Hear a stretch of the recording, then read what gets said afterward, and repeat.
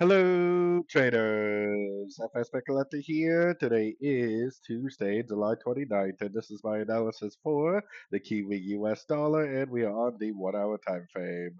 So, ever since last Thursday when this turned down, this is basically lower lows, lower highs in my eyes. Definitely does have a little bit of a five-wave shape to it, so if it does break structure, which for me the most recent structure is right here because that's the last end of a crescent.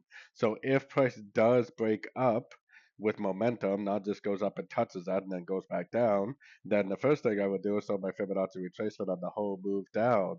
Then I would probably expect this move up to be either a wave B or a wave 2, which would be a crescent to the whole move down, potentially going someplace between 38 and 78% of the move down.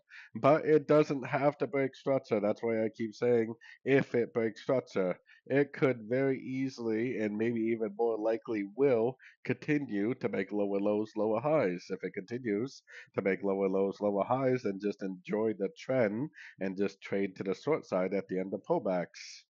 So, anyways, don't forget to check out my website, fxpipcollector.com. And as always, thank you for watching and happy trading.